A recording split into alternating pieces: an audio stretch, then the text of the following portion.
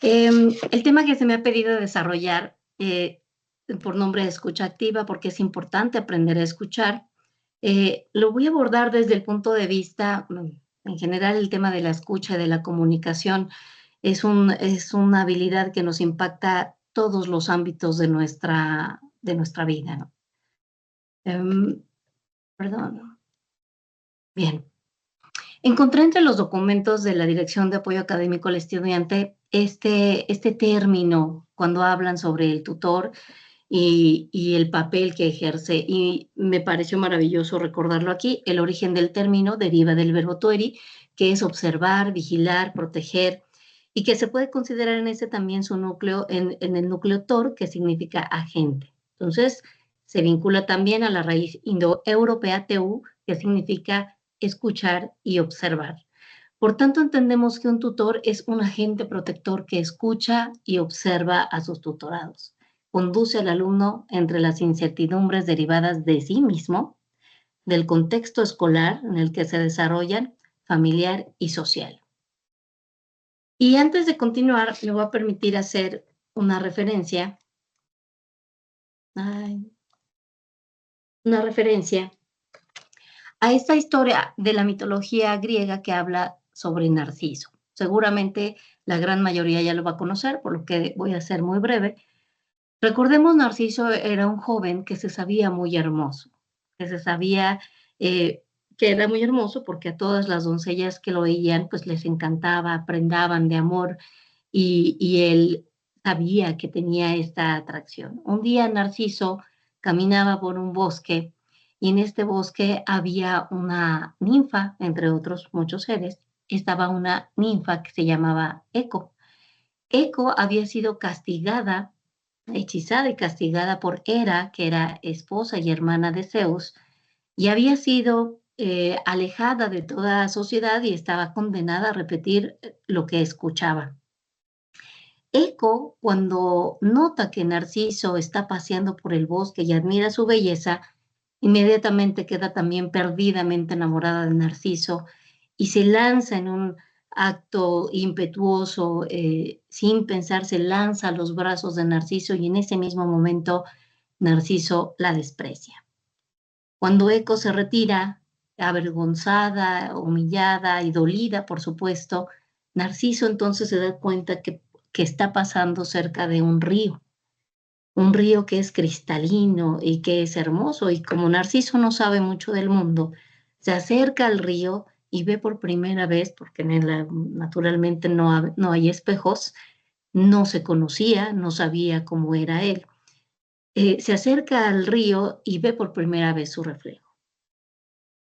Y al ver su reflejo, se enamora tanto de sí mismo, se encanta tanto de sí mismo, que queriendo abrazar la figura, se arroja al agua y se ahoga. Ya sabemos que los dioses, en el recuerdo de Narciso, hace crecer una hermosa flor a la orilla de los ríos, de ciertos ríos. Bien, ¿por qué lo comento? Porque considero que las personas que de pronto estamos frente a una responsabilidad o con un cierto grado de autoridad, de algún modo somos también como Narciso. Narciso, porque nos pensamos con más experiencia, que probablemente sí la tenemos, que tenemos más objetividad, que tenemos más conocimientos, que tenemos un poco más o que somos un poco más que otros. Y de pronto olvidamos que el encuentro entre dos personas o una relación de diálogo, ya sea en grupo, ya sea de persona a persona, es un componente humano que va mucho más allá de nuestras capacidades intelectuales y mucho más allá de nuestros roles en la sociedad. Entonces, para ir más allá del espejo, es imprescindible que reconozcamos que la relación alumno-tutor es este elemento humano que no solo es cuestión intelectual y académica. Y en mi opinión, el primero que debe ocuparse en esta dualidad de su estado emocional es el tutor, para que esté en mayores y mejores posibilidades de entender a los otros. Una persona que no tiene ánimo, que está desilusionada, que está desesperanzada, y aquí voy a añadir que está agotada, que está preocupada, que está angustiada, no tiene el mismo riesgo cerebral que una persona que está, por el contrario, descansada, ilusionada, esperanzada y motivada. Entonces, en atención a esta cualidad tan importante que tiene el tutor, que tienen ustedes en este papel, en ese rol que desempeñan, que estoy segura que desempeñan otros más, sí me gustaría, en comunicación asertiva, en comunicación afectiva, se hablan de muchos factores, de muchas habilidades blandas, pero voy a abordar hoy solo 6 aspectos relacionándolos con el momento en el que agendamos una sesión de tutoría con nuestros alumnos. Como les repito, hay muchos más, pero de a poco vamos a ir abarcando más. Mientras, pensemos en el momento en el que estamos decidiendo agendar una sesión de tutoría con alguno de nuestros estudiantes.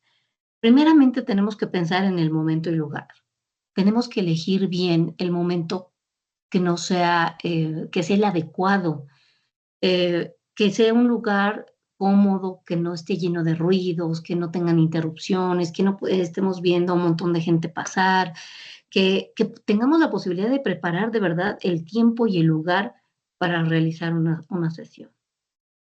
En segundo lugar, debemos asegurarnos que tenemos un estado físico y mental óptimo. No niego que puede haber ocasiones en que el único momento en el que hemos podido agendar una sesión de tutoría es a las 3:30 de la tarde, cuando probablemente no hemos comido, estamos asoleados, venimos de toda una jornada matutina de trabajo y probablemente nuestro alumno también. Entonces habrá que preguntarnos si tenemos el estado físico y mental adecuado para realizar esta sesión de tutoría y que sea además efectiva. En el tercer aspecto que quiero tocar hoy son las barreras de la atención y aquí básicamente me voy a concretar a las redes sociales. Hoy todos los que tenemos un dispositivo móvil, todos mayores de 20 años, hemos desarrollado ya un cierto grado de adicción a las redes sociales, a los dispositivos tecnológicos. Entonces, si yo en mi sesión de tutoría tengo mi teléfono, pero además tengo un teléfono también de línea, de oficina, pero adicional a ello tengo la computadora abierta, entonces estoy, y es una responsabilidad atribuible a mí, estableciendo un montón de barreras de la atención, atribuible a los dispositivos electrónicos. Por otra parte, la falta de preparación, no prepararme, no saber con quién voy a tratar. Tendríamos que considerar anticiparnos todo lo posible en todos los detalles necesarios a la sesión. ¿Con quién voy a tratar? No me voy a expresar accidentalmente con la persona con la que voy a platicar o con la que voy a dialogar, porque ya sé a qué vamos, ya sé qué puntos voy a tocar en mi sesión.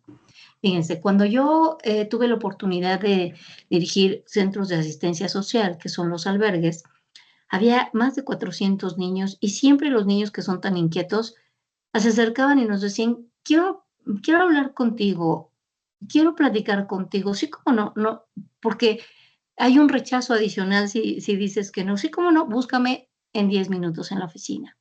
Y estos 10 minutos nos permitían a psicólogos, trabajadores sociales, revisar qué con este niño. Es imposible, imposible era grabarnos todos los detalles. Entonces podíamos saber cómo había llegado, cuál era su situación familiar, quiénes eran sus redes de apoyo, si había presentado alguna cuestión últimamente, tanto en los dormitorios, en la cocina, si comía bien, si no, cómo iba su situación jurídica. Toda esta preparación me permitía que cuando llegara 10, 15 minutos después a mi oficina, le pudiera hablar por su nombre directamente, preguntarle si le había gustado la comida y preguntarle cuáles eran sus dudas y poderle ayudar.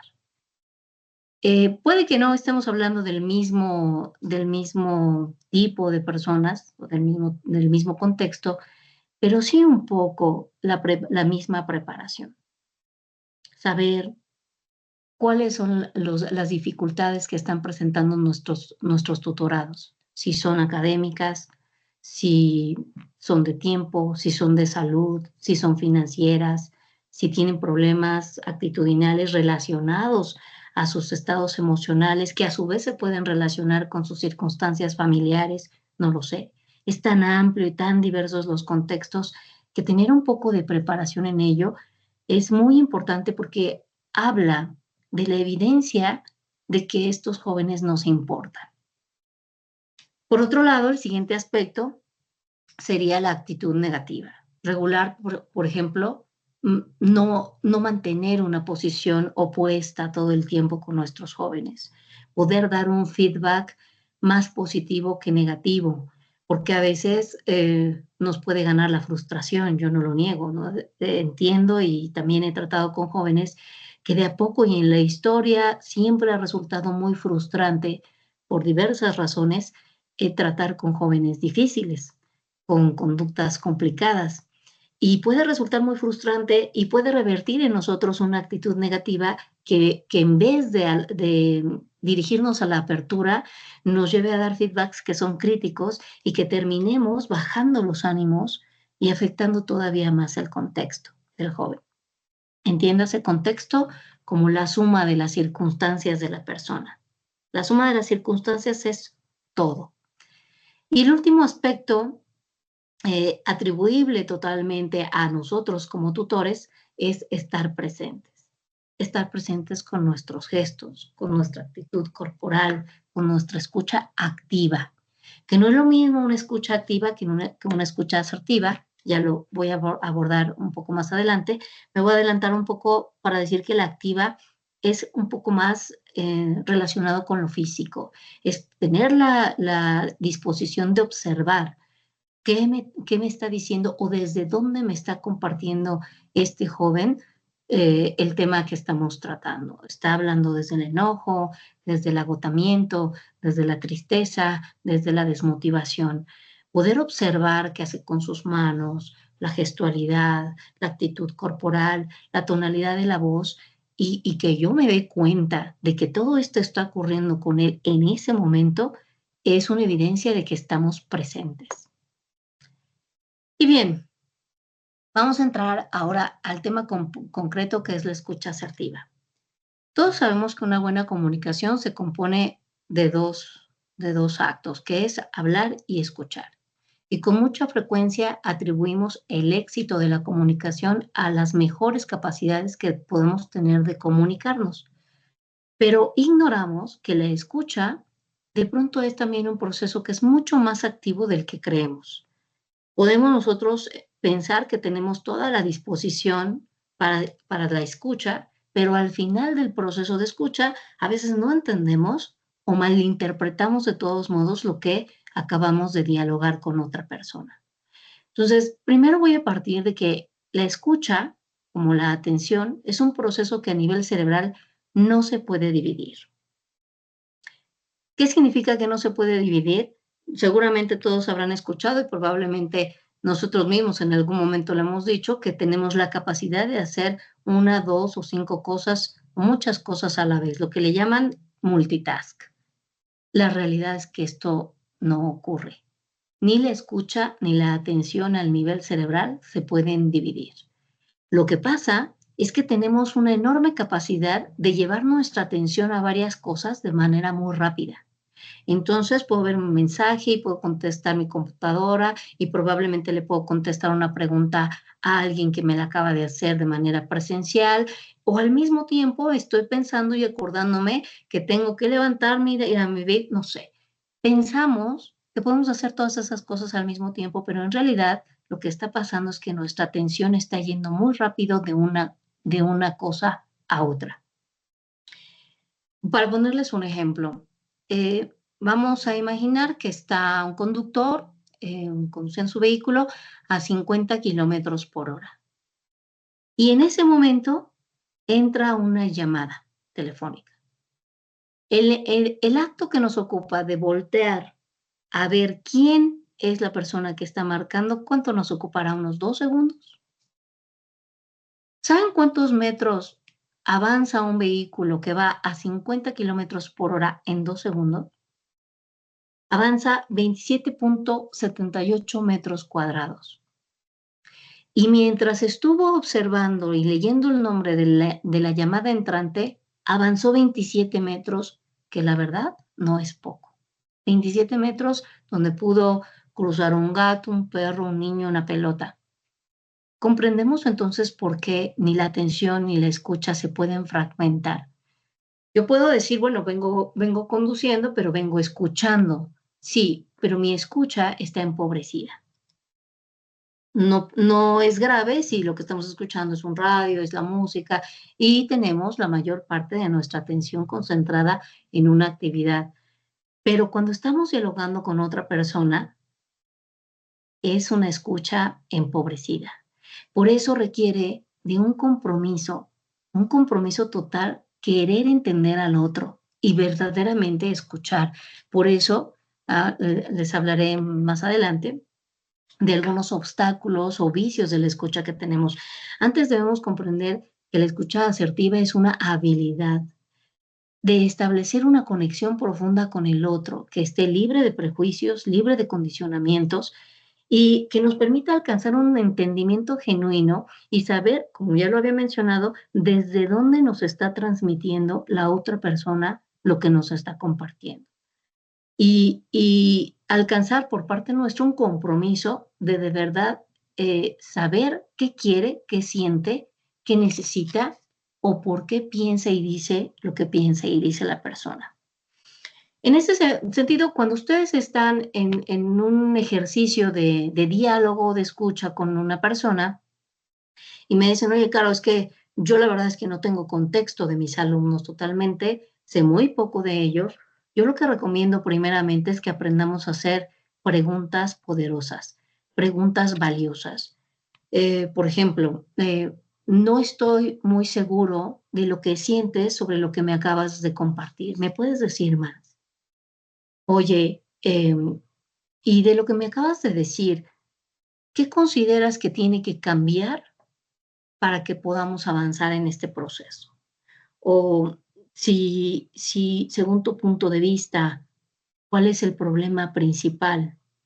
¿O cuál es el paso mínimo que podríamos hacer, que podrías hacer para avanzar en esto, o para corregir esto, o para abordar esto, ¿sabes? O, ¿qué crees que esté ocurriendo? Desde tu perspectiva, ¿qué crees que esté ocurriendo? No lo sé. Cuando nosotros escuchamos verdaderamente, la siguiente mejor pregunta va a provenir de la respuesta del joven, de la respuesta de la persona con la que estemos hablando.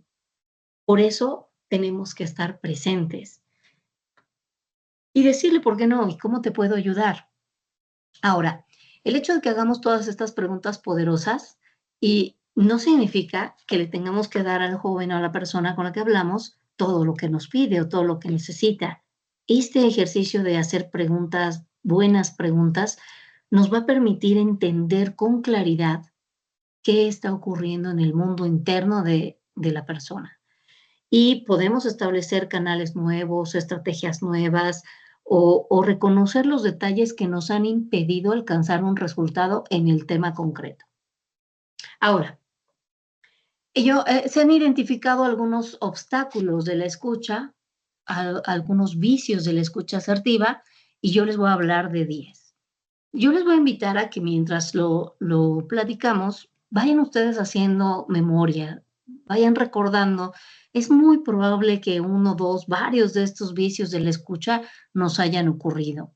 Y tratemos de identificar en la memoria cuándo lo hemos hecho y con qué frecuencia lo hemos hecho o con qué tipo de personas nos ocurre principalmente. El primer obstáculo de la escucha es la lectura de la mente. La lectura de la mente es cuando imaginas que sabes imaginas que sabes lo que la otra persona piensa y siente sin habérselo preguntado antes. Ese es el primer obstáculo de la escucha. El segundo es el ensayo mental. El ensayo mental es cuando tú te pones a pensar de antemano lo que le vas a responder a la otra persona y te pierdes lo que en ese momento te están compartiendo. Volvemos a la parte de la atención. El tercer vicio de la escucha es el filtrado. Filtrado, como su nombre lo dice, es que tú filtras o escuchas solamente lo que es importante y lo que es relevante para ti. El cuarto es juzgar. Este vicio equivale a que evalúas lo que dice la persona en vez de tratar de entender realmente cómo ve el mundo o cómo entiende el problema. El siguiente vicio de la escucha es el enganche mental. El enganche mental es cuando tú te quedas pensando en otras cosas, recuerdos, fantasías, mientras que la otra persona te habla, tú estás en otro lado. Algunas personas le llaman a la mente mono. La mente mono es, imagínense un mono araña que va de una ramita a otra, y no se cansa, no se cansa. A veces tenemos una mente mono así, o también le han llamado la loca de la casa. Cuando nosotros tenemos muchas preocupaciones, cuando nosotros estamos escuchando desde otro lado, menos desde la apertura y desde la atención, nos ocurre mucho esto que es el enganche mental. Nos vamos, ¿no? El siguiente vicio de la escucha es aconsejar. Es cuando busca sugerir, busca soluciones, en vez de escuchar y entender a la otra persona. Debemos reconocer en este punto que a veces no necesitamos que se nos resuelvan los problemas. A veces no necesitamos que se nos diga qué hacer, sino que es más importante sentirnos escuchados y atendidos. El siguiente vicio de la escucha es oponerse. Oponerse es cuando invalidas a la otra persona discutiendo y debatiendo lo que te está compartiendo en ese momento.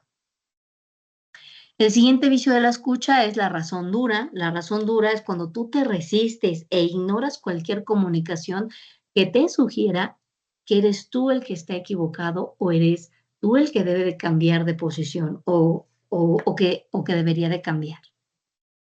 El siguiente vicio es descarrilar.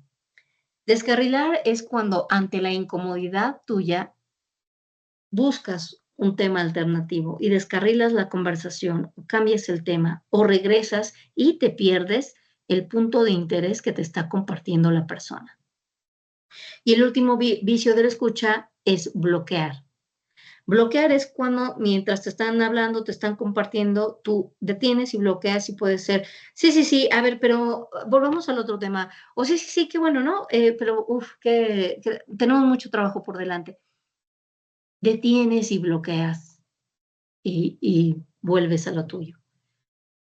Yo les invito a que hagamos un repaso de estos vicios de la escucha, que no de la comunicación, de la escucha, para que revisemos cuánto nos ocurre y con qué frecuencia y con quién. Y en adelante, cada vez que tengamos una sesión con uno de nuestros jóvenes, es más, yo me atrevería a decir que esto, como bien lo comenté en la mañana, hace un momento, esto impacta todos los ámbitos de nuestra vida, todos los ámbitos de la vida. Y recordemos cuando estamos en casa, quienes tengan hijos pequeños o quienes tengan adolescentes, cuando estamos en casa y estamos inmersos, no sé, cocinando, trabajando, revisando, organizando temas, y llega alguien o un adulto mayor que nos quiere compartir lo que ha ocurrido, algo que ha ocurrido importante para él o ella en el día, y nosotros estamos viendo en el teléfono y decimos, sí, sí, te escucho, te escucho, pero estamos cocinando o está la radio encendida,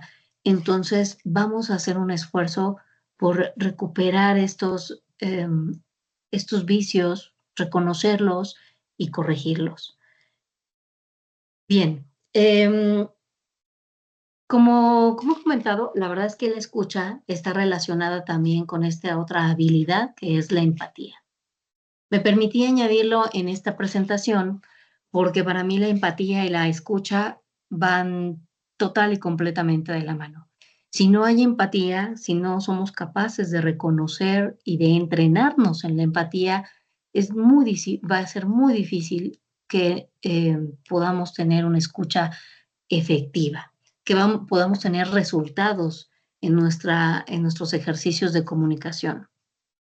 Una buena comunicación, que ya lo hemos dicho, es poder entender las experiencias internas de la otra persona. Y esto es la empatía.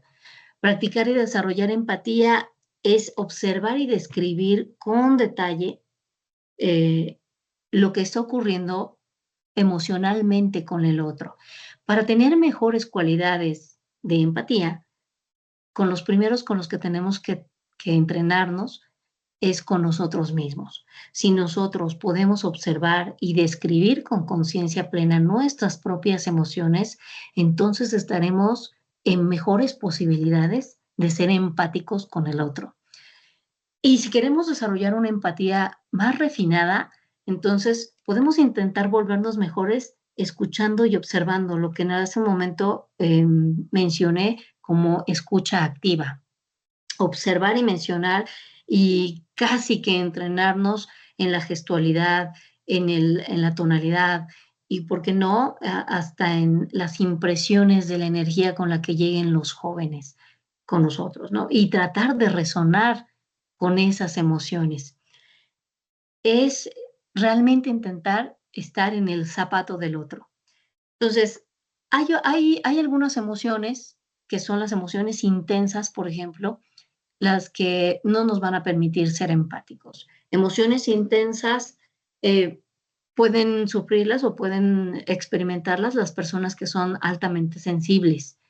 Las personas altamente sensibles pueden pasar por personas empáticas, pero la simpatía o la sensibilidad no necesariamente es empatía.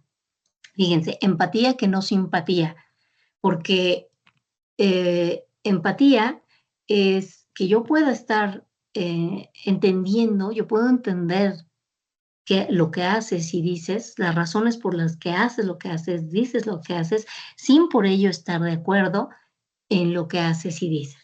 No sé si los estoy confundiendo, pero bueno, vamos adelante. Para ser empáticos tenemos que ser genuinos con nuestra propia experiencia interna.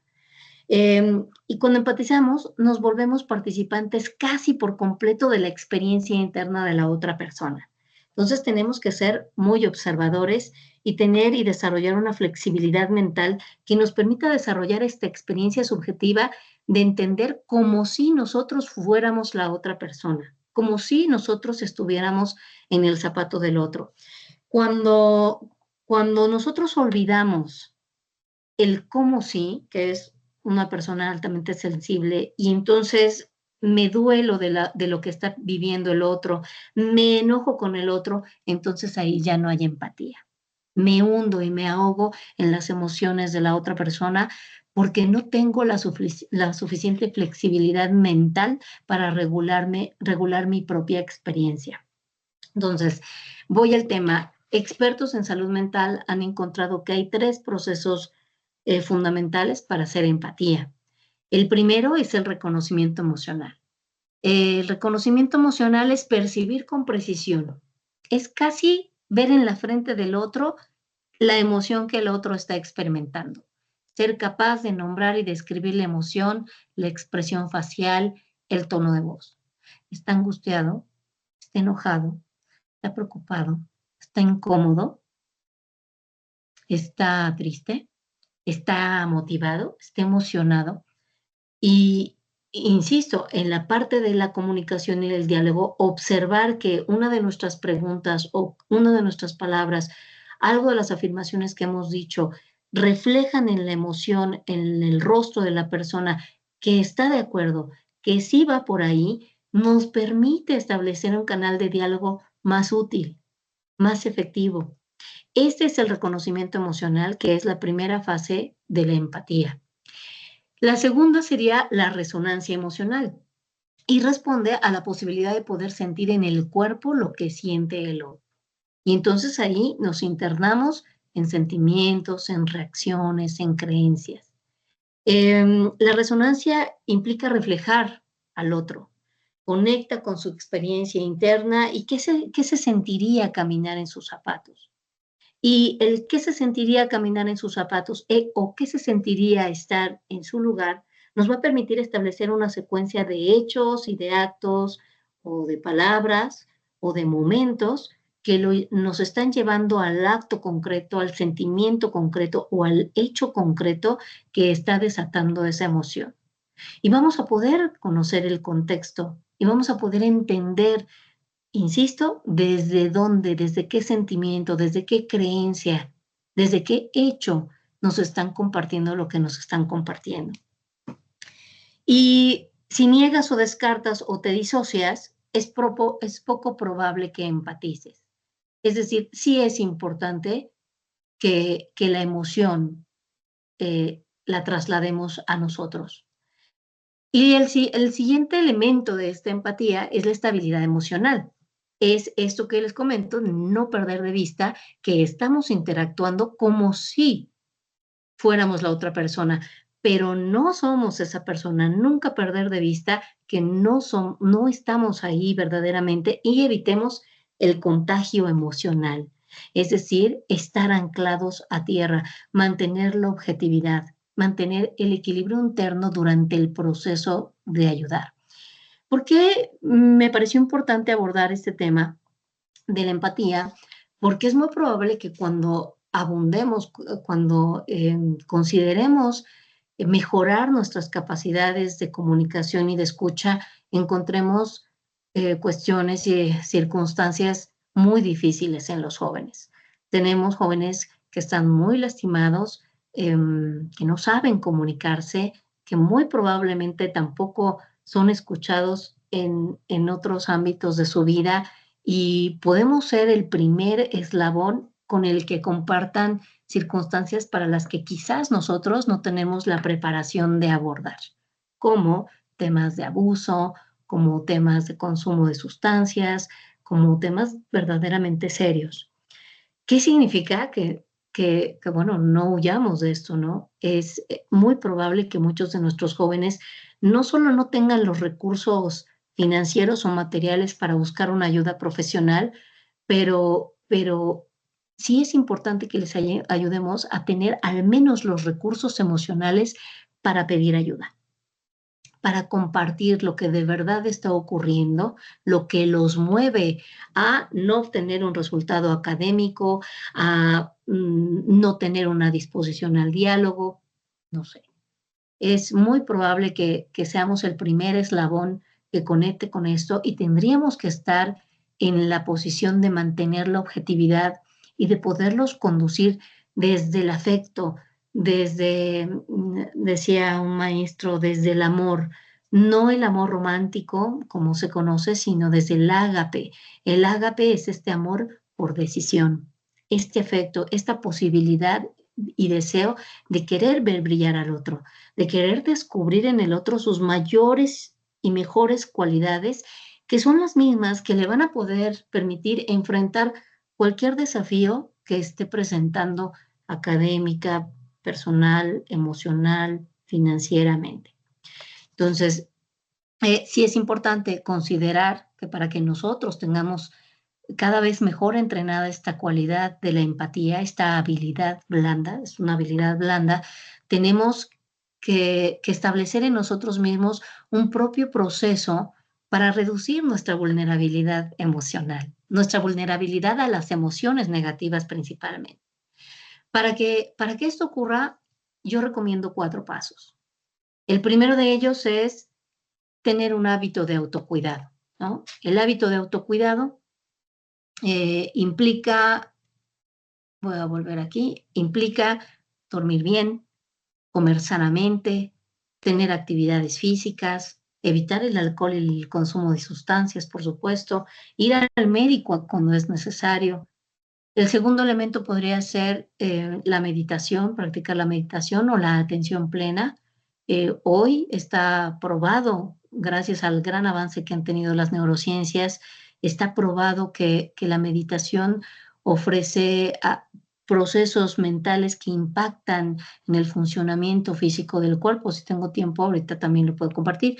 La programación de actividades placenteras que va muy ligada a la meditación tiene un impacto muy profundo en nuestra estabilidad emocional. Tener una vida con actividades placenteras, con una cantidad suficiente de buenos momentos que nos importen emociones significativas, gratificantes, emocionalmente satisfactorias es muy importante. Quiero que consideren que si estos elementos faltan en nosotros, esta es una buena oportunidad para incorporarlos. Es una buena oportunidad de empezar a ejercer la autoobservación. Si yo estoy entrenado en reconocer en mí estas carencias, voy a estar en mejores posibilidades de ayudar en una menor vulnerabilidad de que la emoción negativa a la que nos estamos enfrentando mi estudiante y yo no me afecte por completo y tenga yo elementos de objetividad y de empatía y de afecto para conducirle para que supere un proceso difícil. Fíjense, el doctor Mario Alonso Puig, una persona a la que yo admiro mucho, mencionaba en una de sus conferencias que estudiando todo este tema del encuentro y de la escucha, viajó largos kilómetros para conocer una actividad académica que se estaba realizando en una universidad, donde el ponente o el actor principal era el doctor Oster.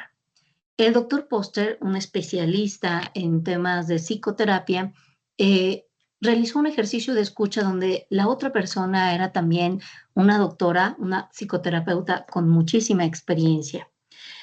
Y algo que me encantó, cómo lo manifestó, porque también lo he experimentado, es que él decía que el doctor y la doctora se sentaron y que aquel ejercicio de escucha era tan extraordinario y tan impactante que casi se podía palpar, casi se podía tocar. Y cuando terminó la sesión, el doctor Push se acerca al doctor Poster y le dice, oiga, doctor, es que esto que yo he visto es extraordinario. ¿Cómo lo hace? Cuéntame cómo lo hace. Y el doctor Poster le dice, bueno, Mario, es que yo, cuando me siento con una persona, cuando alguien se sienta frente a mí, no dejo que nada se siente conmigo. ¿Y cómo es eso? Le pregunta el doctor, dígame más. Y le dice, bueno, Mario, yo lo que no dejo que se siente conmigo es la preocupación. Y vuelvo de nueva cuenta a invitarlos a que hagan una memoria, un reconocimiento de cuántas veces estamos con nuestro teléfono mientras platica otra persona, cuántas veces me entran notificaciones y no puedo evitar abrir mi teléfono y no puedo evitar, y sin embargo me engaño y engaño al otro diciéndole, sí te estoy oyendo, sí, sí, sí te estoy oyendo, aquí estoy, permíteme, oye, fulanito, arréglame una llamada. Tenemos que ser conscientes, una aceptación radical de lo que está ocurriendo es reconocer en nosotros mismos los desafíos que tenemos para nosotros superar nuestros propios defectos. Un poco, como mencionaba al inicio, la historia de Narciso. Y recordar que el encuentro es un encuentro emocional, insisto, más que intelectual, más que humano, más que académico, más que procesal. Estamos frente a una persona que tiene toda una historia con él. Ayudarles a entender que tienen todos un contexto y nosotros entender que todos nuestros estudiantes y todas las personas con las que tratamos tienen un contexto, su suma de circunstancias, aunque aparentemente estemos frente a un grupo que estudia la misma carrera, que tienen el mismo rango de edad, que probablemente tienen los mismos intereses, que tienen todos muchísimas cualidades y talentos. Cada uno de sus estudiantes tiene un contexto completamente diferente al del compañero de al lado. No es lo mismo ser un estudiante foráneo que uno al que papá y mamá o mamá lo lleva a la puerta de la escuela. No es lo mismo gestionar mis estudios, mis calificaciones, a tener además que gestionar mi vivienda, mi comida, mis rentas, mi transporte. No es lo mismo tratar con mis dificultades de aprendizaje a otro compañero que probablemente no tiene ningún problema de aprendizaje, pero seguramente tiene un contexto familiar o emocional muy complicado. Recientemente tuve la oportunidad en una de las empresas con las que colaboro, integraron a 10 jóvenes del programa Construyendo el Futuro. Todos jóvenes con estudios universitarios concluidos de diversas disciplinas relacionadas con la materia de la empresa. Bueno, de esos 10 jóvenes, cuatro, cuatro jóvenes tenían un perfil profesional y cuando se les dijo, oye, ¿y por qué escogiste? Ah, no, no me gusta. es que a mí la administración no me gustó. Eh, la educación no era lo mío. 4 de ellos tenían un perfil profesional o una carrera que habían estudiado que no les gustaba. 3 de esos jóvenes eran de la Universidad Autónoma del Estado de México. Y bueno, ¿qué les dice a uno? Porque no hay una disposición, no hay una actitud, no hay una motivación, pero yo no estoy en posibilidad ni de resolver su situación, ni de lamentarla, ni de señalarla, ¿no? Tengo que ayudarle a estos jóvenes a entender que a veces así es el contexto. Ocurrió porque mis papás me dijeron que de lo que yo quería estudiar no podía vivir, o porque me dijeron que de todos modos iba a terminar dando clases, que mejor estudiara educación, o vamos, muchas razones hay por las que de pronto tenemos jóvenes que no están del todo convencidos ni cómodos con la realidad que están viviendo. Sin embargo, tenemos que ayudarles a entender que no importa cuál sea el contexto que tengan, no importa las muchas dificultades, siempre, siempre, siempre hay la posibilidad de que se puedan desarrollar física, mental, espiritual, profesional, financieramente. Siempre. Y para esto hay que conocer el contexto y hay que aceptarlo y hay que reconocerlo. ¿Y cómo podemos ayudarles a hacerlo? También reconociendo el de nosotros. También reconociendo cuáles son mis cualidades, cuáles son mis deficiencias y trabajar en ellas. Y puede que las deficiencias no solo sean de un entrenamiento para aprender a hablar. Cuando hicimos recientemente un ejercicio de rapport con ese mismo grupo que ya tenía un mes trabajando, un ejercicio de rapport, entender el rapport, palabra que proviene del francés, que significa conexión. El rapport es buscar justamente esta conexión armoniosa para procurar un ambiente de confianza, ¿no? Entonces, para el psicoterapeuta es promover una conexión y una confianza para que una persona esté en condiciones de compartir algo difícil que le ha ocurrido. En las ventas, por ejemplo, el rapport es establecer un momento de conexión para que alcancemos una buena negociación. Y así es aplicable en todas las materias posibles. Hicimos un ejercicio de rapport con estos jóvenes después de haber convivido durante un mes en las mismas áreas laborales y no sabían que otros 3 tenían intereses musicales, por ejemplo, y que tenían proyectos independientes por su cuenta. No sabían desde dónde se trasladaban 2 compañeras lejísimos para poder llegar y cumplir con sus compromisos laborales.